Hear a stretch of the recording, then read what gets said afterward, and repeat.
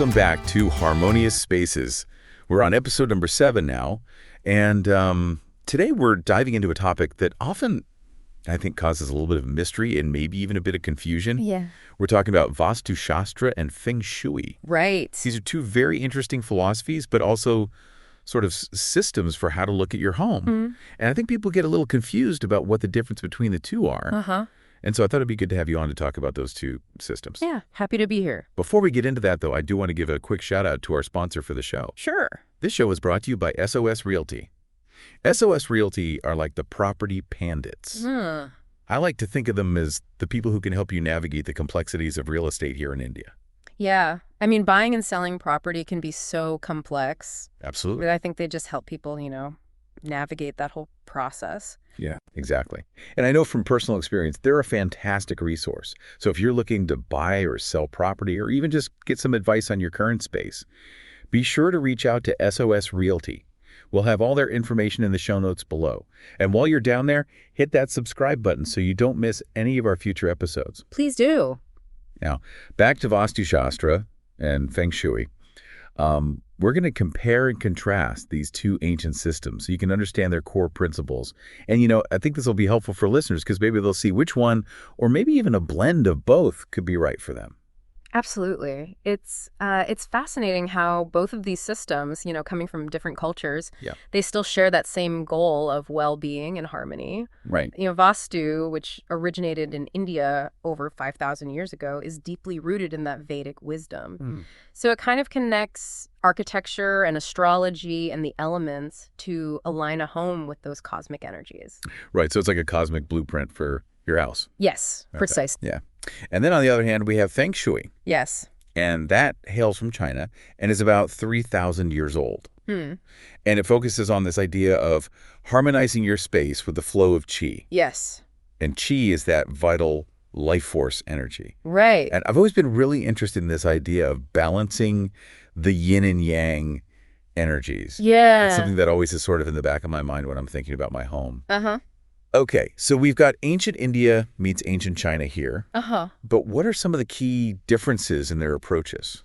So one of the most fundamental differences actually lies in the core philosophies. Okay. Vaastu operates on this set of fixed directional rules.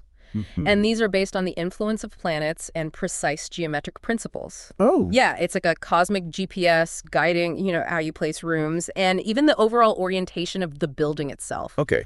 So if Vaastu is like a strict traffic cop, would you say that Feng Shui is more like a free-flowing yoga class? You could say that, yeah, haha. Feng Shui, while also being concerned with directions and elements, it's definitely more adaptable. Okay. So, it uses symbolic remedies like mirrors, plants, crystals to sort of subtly redirect energy and enhance that chi flow. Yeah. So think of it as like fine-tuning the space to get that vibe right. Okay. So I'm getting the idea that Vaastu is laying down the foundation. Yes. And then Feng Shui comes in and adds the finishing touches. Yes, that's a great way to put it. Okay. Let's say you're building a house, right? Okay. In Vaastu, the placement of things like the entrance, the kitchen, and the bedrooms is crucial. And you have to follow these strict directional guidelines. For example, the northeast direction, that's considered highly auspicious. Right. It's associated with spirituality and knowledge. Yeah. And, ideally you would locate a prayer room or a study in the northeast corner. Oh. Now that explains why my grandmother always insisted on facing east while she was doing her puja. Okay. Yeah. That makes a lot of sense. Yeah, and then Feng Shui might come into play after the structure is set. So it might suggest, add a mirror here to reflect light into a dark corner. Right. Or use certain colors to enhance a particular zone in the house. So Vaastu is like the architect and Feng Shui is like the interior decorator. A wonderful analogy. Haha. I like that. Let's delve deeper into the directional influences of each system. Okay. In Vaastu, each cardinal direction is associated with very specific energies and deities. And the northeast, as we mentioned, is linked to spirituality and knowledge, while the southwest is associated with stability and grounding. Yeah. And that's why the master bedroom is often placed in the southwest. So no disco ball in the southwest corner. Got it. Okay. Now, Feng Shui uses something called the Bagua map. Okay. And this is like a grid that you overlay on your floor plan. Oh. And it divides the space into 9 zones, each representing a different aspect of life. Wealth, health, relationships, career, and so on. Hold on. So you're telling me my messy desk could be affecting my career prospects? Uh-huh. Maybe I should invest in a Feng Shui consultant. Well, there's definitely a connection between our surroundings and how we feel and how we perform. Yeah. And Feng Shui emphasizes that by balancing the energy in each zone, you can kind of invite those positive influences into those areas of your life. This is starting to sound less like hocus pocus and more like just a system for mindful living. Exactly. It's about being conscious of our surroundings and making choices that support our overall well-being. Yeah. Now let's move on to the practical applications of these systems. Okay. How does it translate into real-life decisions when designing or decorating a space? Yeah, let's get down to the nitty-gritty. Uh-huh. What are some concrete differences in applying Vaastu and Feng Shui? So, Vastu often involves structural planning decisions. Do you remember how we talked about the northeast corner being ideal for the prayer room? Right. This might be incorporated into the architectural plan itself. Yeah. Or, if the kitchen is placed in the southeast, that's governed by the fire element. That might influence the choice of colors and materials they use in that space. Okay, so it's like Vaastu sets the stage, and then Feng Shui directs the play. Precisely. Okay. With Feng Shui, you have more flexibility to work with existing structures. Okay. So let's say you live in a rented apartment and you can't change the layout. Yeah. Feng Shui would focus on using symbolic remedies to enhance the energy flow. Right. You might add a mirror to visually expand a cramped space, or you might place plants in strategic locations to purify the air and invite positive qi. Okay, so I'm hearing you say that it's not always about doing a major renovation. Right. You can make small changes and harmonize your space. Absolutely. Even small adjustments can make a big difference. Think of it like adding spices to a dish, a pinch of turmeric here, a dash of chili there. Yeah. And suddenly the flavors just come alive. And I feel like in Indian cooking, that's so important. Of course. Yeah. Okay, so this is all really fascinating. Yeah. I have a question. Can someone blend Vaastu and Feng Shui? Or is that like mixing oil and water?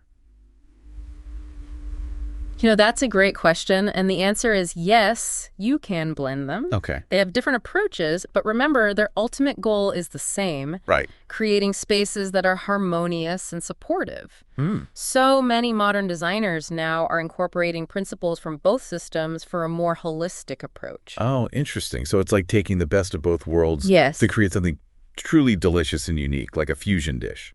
Exactly. It's Right. about understanding those underlying principles of each system and then applying them in a way that suits your individual needs and preferences. Yeah, because not everyone's the same. Of course, of course. Everyone has different likes and dislikes. So if you're building a home from scratch, Yeah. you might prioritize Vastu principles from the outset. But if you're looking to enhance the energy of an existing space, then Feng Shui could be your go-to. Or you can combine elements of both, like using Vastu guidelines for the layout and then incorporating Feng Shui remedies to fine-tune the energy flow. Oh, this is really cool. I like this. Now my mind's going crazy thinking about how I can rearrange my furniture. But before I go full-on interior designer here, Right. I do want to just say, if you're feeling overwhelmed, Yeah. or maybe you want some personalized advice about how to apply these principles, remember, our friends at SOS Realty are just a LinkedIn message away. Absolutely. They can guide you through the ins and outs of Vaastu and Feng Shui, Yeah. or even a blend of both. They're like master chefs, right? Of harmonious spaces, helping you create the recipe that suits your lifestyle. Absolutely. Be sure to check out the show notes. We have a link there to their LinkedIn page. Please do. Okay. So before we move on, let's do a quick recap of the key differences. Okay. We have a comparison table from our research. It's like having a cheat sheet for your harmonious space journey. Oh, great. Visualizing the information can be very helpful. Right. So Vaastu originates in ancient India, while Feng Shui comes from ancient China. Vaastu works with 5 elements: earth, water, fire, air, and space. Feng Shui uses a slightly different set: wood, fire, earth, metal, and water. And remember the tools they use. Yeah. Vastu relies on compass directions and very precise mathematical calculations, while Feng Shui incorporates the Bagua map and symbolic objects like mirrors and crystals. Right. And I think the most important distinction is that Vaastu is all about fixed directional rules. Yeah. Like following a recipe to the letter. Yeah. Whereas Feng Shui emphasizes that energy flow and that adaptability, allowing for more creative freedom in adjusting to the unique characteristics of each space. Exactly. It's like choosing between a traditional Indian thali with those set compartments for each dish and a Chinese hot pot where you can customize your flavors and ingredients. Ooh, you're making me hungry again. But I love that analogy. I think it really captures the essence of each system so beautifully. It does. It's fascinating, you know? Both systems offer these unique frameworks for creating spaces that support our well-being. Yeah, and it's not even really about picking one over the other. It's more about just understanding the strengths of each one and then how they can complement your lifestyle. Absolutely. Like, choosing between a classic filter coffee and a masala chai. Yeah. Both invigorating, just different approaches. Totally. Yeah. Okay, well, I'm feeling much more energized after making those comparisons. I'm curious, is there ever a time when you would not recommend either Vaastu or Feng Shui? That's a good question. I think, if someone is completely resistant to the idea of energy flow or that their environment can have an impact on them, it just might not be a good fit. It's like trying to explain the concept of Atithi Devo Bhava to someone who has never experienced Indian hospitality, You've got a point. It might just not resonate. Yeah, it's about being open to those possibilities and recognizing that our surroundings can influence our mood and our energy. Yes. Even our luck sometimes, I think. Exactly. And, even if you're a bit skeptical, I think there's no harm in just exploring some of these principles. Yeah. You might be surprised at how you might feel those subtle shifts in your space and within yourself. I totally agree. It's about learning and experimenting and figuring out what works. Now, I remember reading that some modern designers are actually blending Vaastu and Feng Shui principles. Yes. Can you talk a little bit more about that? Absolutely. It's becoming increasingly popular as people seek more personalized approaches. They want to create that holistic space. So, imagine a home where the main structure is aligned with Vaastu principles, for example. Okay. The entrance faces east, but then Feng Shui elements are incorporated to enhance the energy flow within each room. So it's kind of like using Vaastu to set the stage and then bringing in Feng Shui to adjust the lighting and the ambiance. Precisely. You might use a mirror to visually expand a narrow hallway or place plants strategically to purify the air and create that tranquility. I see. Or you could use a vibrant color palette inspired by Vaastu's 5 elements to energize a particular zone, according to that Feng Shui Bagua map. So it's like creating, I don't know, like a fusion ensemble, a silk sari paired with some statement jewelry, but with Chinese motifs. I love that. Haha. It's about taking inspiration from those different traditions and creating something unique, harmonious, that reflects your style. This is great. I'm picturing all the possibilities. But, some of our listeners might be thinking, okay, this all sounds great, but where do I even begin? What advice would you give to someone who's completely new to all of this? Yeah. First and foremost, don't feel overwhelmed. Okay. Start small. Okay. Maybe choose one room or just one area in your home that you would like to improve. Do a little research, maybe read a few articles, a few books. We've included some resources in the show notes, so you can check those out. Yeah. There's a lot of information available online. And, you can even find apps. Oh, really? Yeah, to help you apply that Bagua map to your space. Wow, I had no idea. That's great advice. And remember, you don't have to become an expert overnight. Right. Take your time. Experiment, have fun with it. Yeah. It's a journey of discovery. And, each small step can bring you closer to creating that space that feels harmonious and supportive. Absolutely. And if you need some personalized guidance or you want to maybe go a little bit deeper with these systems, don't forget, SOS Realty is just a LinkedIn message away. Absolutely. They can help you navigate the complexities of both these systems. Yeah. And they can come up with solutions that are really aligned with your needs and your vision. Yeah, definitely. So head over to their LinkedIn page. We'll have the link in the show notes. Please do. And connect with the team there. They're a treasure trove of knowledge, and they can really help you create a space that reflects you and your aspirations. And they're really passionate about this. They're really passionate about helping people find that perfect space. Yeah. Physically and energetically. Okay, now before we wrap up this segment, let's go back to that comparison table we mentioned. Okay. This is a great way to just kind of quickly grasp the key differences between the two systems. Yeah. And to see how they each approach the idea of space. Absolutely. Having that visual reminder can be very helpful. Right.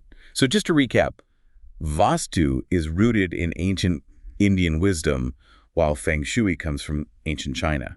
Vaastu works with 5 elements: earth, water, fire, air, and space, while Feng Shui focuses on wood, fire, earth, metal, and water. And remember those tools. Yeah. Compass directions and precise calculations for Vaastu, Bagua map, and symbolic objects for Feng Shui. Exactly. And perhaps the biggest difference is that Vaastu follows these fixed directional rules. Yeah. Kind of like following a recipe to a letter. Right. While Feng Shui emphasizes the adaptability and adjusting to the energy flow of the space, allowing for more personalization and flexibility.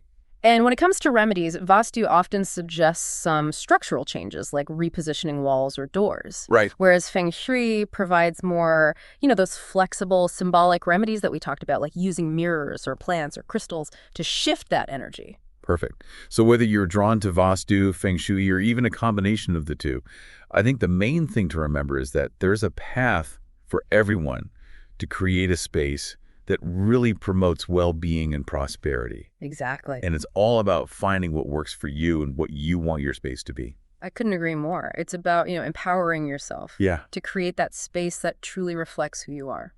Beautifully said. And before we sign off, I just want to leave everyone with a thought-provoking question. We've talked about the differences between Vaastu and Feng Shui. Yeah. But what if their similarities are just as important? What if by understanding and embracing both systems, we can unlock even greater harmony? Right. It's just something to ponder, something to think about as you embark on your journey to create a harmonious space. It's a brilliant question. It highlights how interconnected these ancient practices are and the potential they hold for creating these really, truly harmonious spaces. Right. And remember, the information in this podcast is for educational purposes only. Yes. For more personalized advice, consult a certified expert.